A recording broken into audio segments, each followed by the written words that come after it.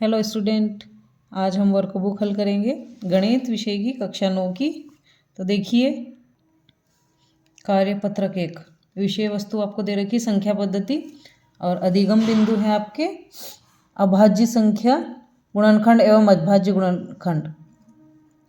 तो अभाज्य संख्याएं किसे कहते हैं? वे संख्याएं जिनके केवल दो गुणनखंड एक और स्वयं वह संख्या ही होती हैं, अर्थात ऐसी संख्याएं जिनमें केवल एक व उसी संख्या का भाग जाए अभाज्य संख्याएं कहलाती हैं।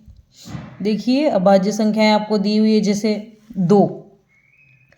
दो में सिर्फ 2 का ही भाग जाता है, 3 में 3 का ही भाग जाता है, 5 में 5 का, 7 में 7 का, 11 में 11 का ही भाग जाता है, किसी और संख्या का भाग नहीं जाता है। 13, 17, तो ये जो भी संख्याएं, इसमें 17 से आगे भी हैं, अभी आपको उदाहरण के लिए संख्याएं दी हुई है। तो ये अभाज्य संख्याएं हैं। कौन सी संख्याएं? अभाज्य संख्या। तो यहाँ पर वे संख्याएं जिनमें केवल 2 गुणनखंड होते हैं। कौन सा? एक तो एक होता है और एक स्वयं होता है। एक वही संख्या स्वयं होती है, तो यहाँ स्वयं होती है। तो इसमें आप देखो, अगला प्रश्न आपका यहाँ, क्या 49 एक अभाज्य संख्या है? यदि नहीं तो क्यों? लिखिए। अब 49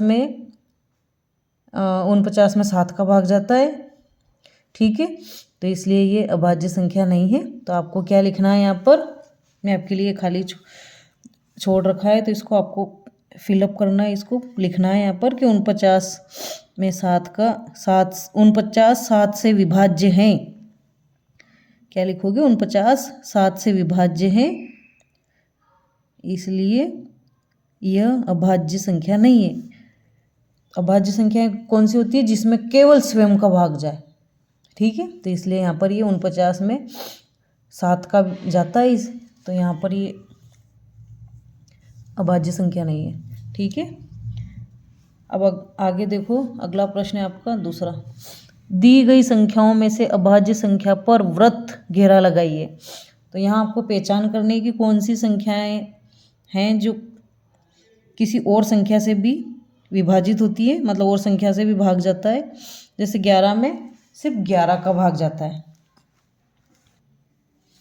11 में सिर्फ 11 का भाग जाता है, किसी और संख्या का भाग नहीं जाता है, ठीक है। तो इसके ऊपर अपन वृत्त लगा देंगे इसे। फिर 21 में 3 का भाग जाता है, 3 7 21, और 7 का भाग भी जाता है, 7 या 21 होता है। तो इस प्रकार से 21 अभाज्य संख्या नहीं है। 35 में 7 का भाग जाता है, 5 का जाता है।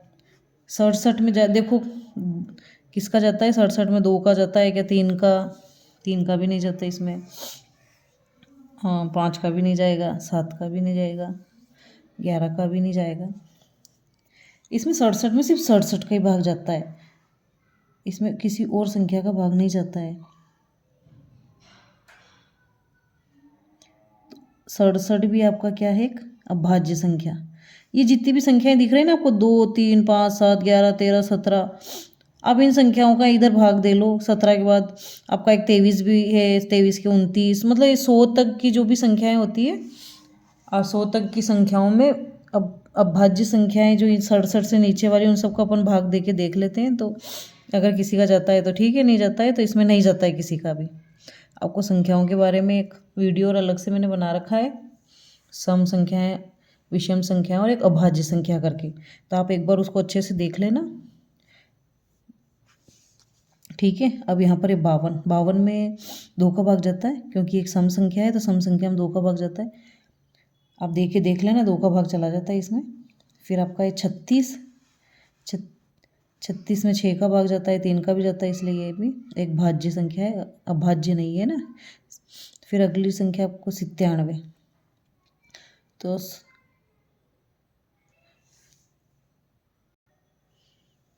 अब आपका 97 में भी आपके ये, इसमें किसी का ही भाग नहीं जाता है। आप एक बार देख सकते हो, देखे तो इनमें किसी का ही भाग नहीं जाएगा। 97 भी एक अभाज्य संख्या है, ठीक है। फिर 98 में 2 का भाग चला जाता है। फिर ऐसे ही 42 में भी आपका 2 का भाग चला जाता है 42 में, 10 में भी 2 का भाग चला जाता है, 21 में चला जाता है, 20 में भी चला जाता है, 41 में किसी का भाग नहीं जाता, केवल स्वयं का भाग जाता है, तो इसलिए ये एक अभाज्य संख्या है। ठीक है। 23 में किसी का ही भाग नहीं जाता है, 23 आपकी एक अभाज्य संख्या है।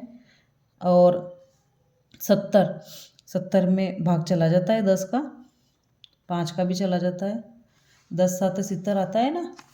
ऐसे ही 89 में किसी का भाग नहीं जाता है, केवल स्वयं का भाग जाता है, तो ये भी एक अभाज्य संख्या है। 81 में 3 का भाग जाता है, इसमें 52 में 2 का चला जाता है, इसमें 2 का जाता है, इसमें 2 का जाता है। 36 में 2 का जाता है, 72 में 2 का जाता है, 67 आपका डबल दे दिया है, यहाँ ऊपर भी दे दिया इसको, 67 यहाँ भी दे दिया। ठीक है, तो इसके ऊपर भी गोला लगा देंगे, ये भाज्य संख्याएं हैं। और 7 तो भाज्य संख्या, 7 में 7 का ही जाता है, आपको यहाँ ऊपर दिया हुआ ही है। यह भाज्य संख्याएं 2 3 5 7 11 13 ऐसे 1 से 100 तक में 25 संख्याएं होती है। तो आपका वो वीडियो मैंने अलग बना रखा है, एक सम संख्या, भाज्य संख्या और विषम संख्या कैसे पता करते हैं, आप एक बार उसको देख लेना, तो आपको संख्याओं के बारे में अच्छे से नॉलेज हो जाएगा। ठीक है। अब यहाँ पर 79, आपका ये जो 79 है 79, ये भी एक अभाज्य संख्या है, इसमें सिर्फ स्वयं का ही भाग जाता है, किसी और संख्या का भाग नहीं जाता है। और 29 भी आपकी अभाज्य संख्या है, इसमें भी किसी का भाग नहीं जाता है। और 61 में भी किसी का भाग नहीं जाता है, तो ये भी एक अभाज्य संख्या है। तो इस प्रकार से मैंने गोला लगा दिया, जिन जिन संख्याओं के ऊपर गोला लगा है ये सारी संख्याएं कौन सी हैं, अभाज्य संख्याएं। अब 21 से 50 तक की संख्याओं में अभाज्य संख्याओं पर वृत्त घेरा लगाइए। ठीक है, तो यहाँ 21 देखो, 21 में किसका भाग जाता है, 7 का जाता है, 3 का जाता है। ठीक है, ये नहीं होगी। अब 22 आपका इधर से देख लेते अपन, ये वाली 31, जो 31 है, 31 में आपका किसी का भाग नहीं जाता है, 31 एक अभाज्य संख्या है। फिर आपका 41 भी एक यहाँ ऊपर गोला लगा ही रखा है, तो ये इसमें भी आ गया 41। ठीक है। फिर 22 में 2 का भाग जाता है, 32 में भी जाता है, 42 में, क्योंकि ये सम संख्या है, सम संख्याओं में तो 2 का भाग जाता ही है। अब यहाँ 23 भी एक अभाज्य संख्या है, 23 में सिर्फ 23 का भाग जाता है। ठीक है। और 33 में 11 का भाग जाता है, 11 या 33, 3 का भी जाता है। ठीक है, तो ये नहीं होगी आपकी। 43 जो है ये एक अभाज्य संख्या है, इसमें सिर्फ स्वयं का ही भाग जाता है। ठीक है। और 24 एक सम संख्या है, 34 भी सम संख्या है, और 44 तो सम संख्याओं में 2 का भाग जाता है। अब आपका है 25, 35 और 45 में 5 का भाग जाता है, इसलिए ये भी अभाज्य संख्याएं नहीं है, भाग जा रहा है इनमें। अब 26, 36, 46 इन सब में आपका 2 का भाग चला जाता है। अब आपका 27 में 3 का भाग चला जाता है, 3 नम 27 होता है। 37 में किसी भी संख्या का भाग नहीं जाता है, इसलिए ये भी एक अभाज्य संख्या है। 47 में किसी का भाग नहीं जाता है, ये भी एक अभाज्य संख्या है। और 28 में 2 का जाता है, 38 में भी 2 का भाग जाता है, 48 में भी 2 का भाग जाता है। अब 29 में सिर्फ 29 का भाग जाता है, देखो इस 29 में सिर्फ 29 का ही भाग जाएगा, ये भी एक अभाज्य संख्या है। 39 में 13 का भाग जाता है, 13 दूनी 26, 13 39, तो इसलिए ये भी एक भाज्य संख्या है। 49 में 7 7 49 होता है, 7 का भाग जाता है, इसमें 10 का जाएगा, 20 का जाएगा, 30 का। तो आपके 21 से 50 तक की संख्याओं में, 21 से 50 तक की संख्याओं में कितनी संख्याएं आपके, कितनी संख्याएं के ऊपर वृत्त का घेरा लगाया है। देखो 1 2, फिर इसमें 3 4, फिर यहाँ 5 6 और 7 संख्याएं हैं। 21 से 50 तक में 7 संख्याएं। ठीक है। अब यहाँ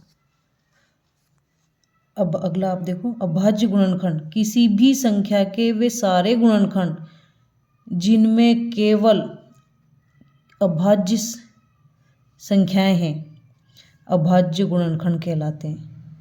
अब अभाज्य गुणनखंड किसको कहते हैं? अभाज्य गुणनखंड की परिभाषा याद रखना आप लोग। अभाज्य गुणनखंड किसी भी संख्या के वे सारे गुणनखंड जिनमें केवल अभाज्य संख्याएं हैं अभाज्य गुणनखंड कहलाते। ये भी जो भी संख्याएं देखी ना आपने ऊपर, ये 2, 3, 5, 7, 11, 13, 17 अपन गुणनखंड करते हैं तो गुणनखंड में वही संख्याएं होना चाहिए, तो इसलिए उनको अभाज्य गुणनखंड कहते हैं। ठीक है। 24 यहाँ अगला देखो आप, जैसे 24 संख्या 24 के गुणनखंड निम्न है, तो संख्या 24 के गुणनखंड आप 24 है।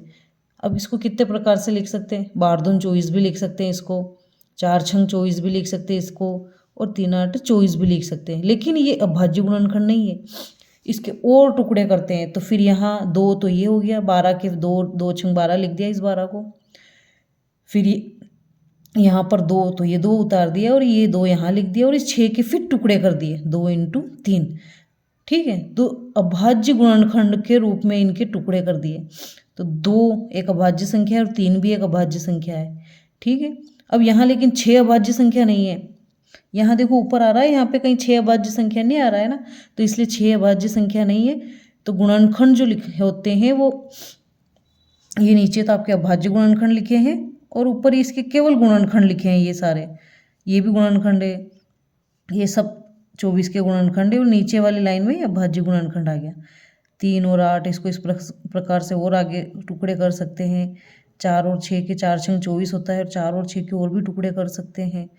आखिरी में आके ये नीचे वाले यहाँ आके ये यहाँ इसके टुकड़े, और यहाँ आके सेम आ गया 2 × 2 × 2 × 3, यहाँ भी 2 × 2 × 2 × 3 है ना। ये इस प्रकार से ये नीचे वाले अभाज्य गुणनखंड हो गए और ये केवल गुणनखंड हो गए। ठीक है। तो यहाँ देखो, अब यहाँ 2 × 2 × 2 × 3 गुणनखंड 24 का अभाज्य गुणनखंड है, जिसमें 2 व 3 अभाज्य संख्याएं। आपकी इस गुणनखंड में 2 और 3 कौन सी संख्याएं? अभाज्य गुणनखंड। ठीक है। अब देखो 16 के अभाज्य गुणनखंड। अब यहाँ 8 तो अभाज्य संख्या नहीं है, इसलिए ये नहीं होगा। 8 दूनी 16 तो होगा, ये इसके गुणनखंड तो हैं लेकिन अभाज्य गुणनखंड नहीं है। 4 चौक 16 तो होता है, ये इसके गुणनखंड तो हुए लेकिन ये अभाज्य गुणनखंड नहीं है। अब यहाँ 2 × 2 × 2 इन सबका गुणा करो, 2 दूनी 4, 4 दूनी 8, 8 दूनी 16, ये 16 आपके अभाज्य गुणनखंड है। और ये 1 × 16, 16 अभाज्य संख्या नहीं है। तो अभाज्य गुणनखंड आपका स वाला ऑप्शन है। इसमें कौन सा ऑप्शन आएगा? स वाला। तो आपको यहाँ पर ऐसे केवल स वाला ऑप्शन लगाना है। ठीक है। 56 के अभाज्य गुणनखंड हैं। अब 7 × 8, 7 में 8 का गुणा करो 56 होता है। 7, 4 और 2 इन सबका गुणा करेंगे तब भी 56 ही आएगा। 7 चौक 28 और 28 दूनी 56 होते हैं। इन सबका गुणा करो, 2 दूनी 4, 4 दूनी 8 और 8 7 56। तो यहाँ ये अभाज्य संख्याएं हैं। 2 भी एक अभाज्य संख्या और 7 भी अभाज्य संख्या है। बस अभाज्य संख्याएं, तो ये अभाज्य गुणनखंड हो गया इसका। अब यहाँ 14 और 4, 14 और 4, 14 चौक 56 भी होते हैं। तो यहाँ 4 अभाज्य संख्या नहीं और 14 भी अभाज्य संख्या नहीं है। यहाँ सिर्फ अभाज्य संख्याएं कौन कौन सी है? 2 और 7। तो ये जो टुकड़े हुए हैं अभाज्य गुणनखंड कहलाते हैं। 2 और 7 में ही इसके गुणनखंड किए हैं अपनों ने, तो ये 56 के अभाज्य गुणनखंड। तो इस प्रकार से स वाला ऑप्शन होगा।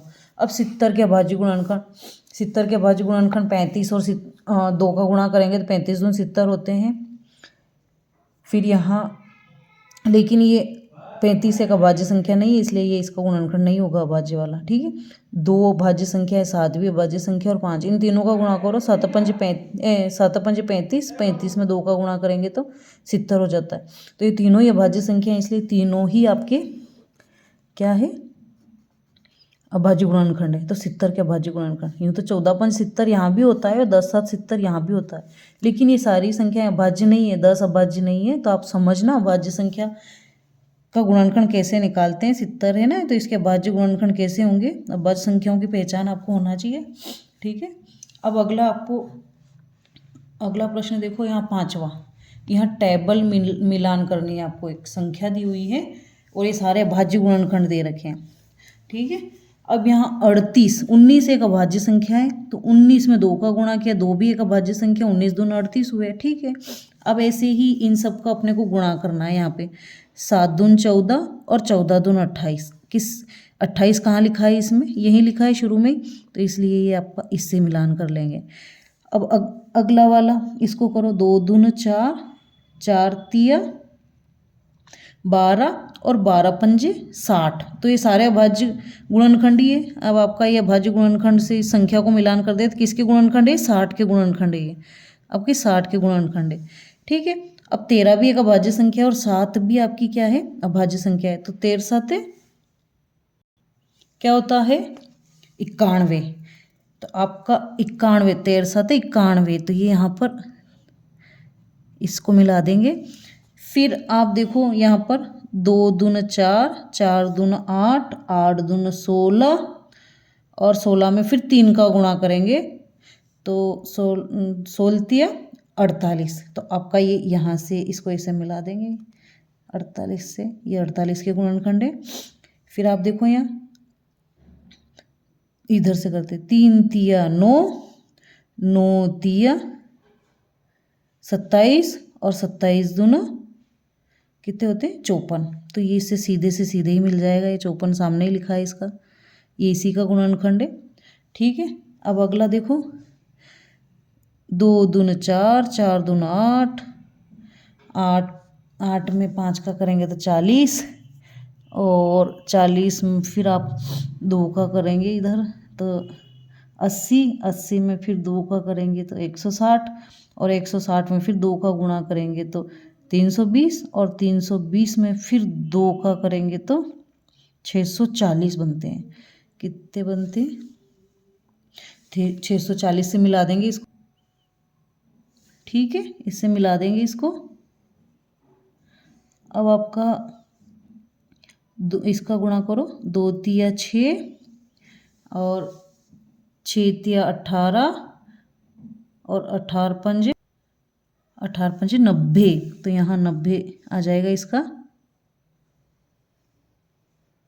ये वाला, ठीक है। अब इन सब का गुणा करो, अब आपका सबका सब मिल गया, इससे ये मिल गया, इससे ये मिल गया, कोई नहीं बच रहा है, बच रहे हैं 2 और बच रहे हैं, इनका गुणा करेंगे, 2 से 5 का 2 पंज 10, 10 में 5 का करेंगे तो 10 पंज 50 और 50 में 17 का गुणा करेंगे 850 होगा, क्या होगा 850, तो इससे इन सब का गुणा करके देख लेंगे तो ये 850 के गुणनखंड है ये, है ना। अब आपको अगला कौन सा बचा आपका, यहाँ पर ये वाली संख्या बची है और लास्ट यही बचा है, इन सब का गुणा करेंगे तो ये आएगा 2 दूनी 4, 4 दूनी 8 और 8 पंजे 40 और 40 में 17 का गुणा करेंगे तो 640 आ जाएगा, ठीक है। अब इस प्रकार से आपका ये कार्यपत्रक 1 कंप्लीट हुआ, ठीक है। इसको अच्छे से अध्ययन कर लेना आप। पूरा वीडियो देखने के लिए धन्यवाद। अगर आप चैनल पे नए हैं तो इसकी सदस्यता ग्रहण करने के लिए सब्सक्राइब कीजिए और लाइक कीजिए और कमेंट कीजिए आपको कैसा लगा वीडियो। बहुत बहुत धन्यवाद।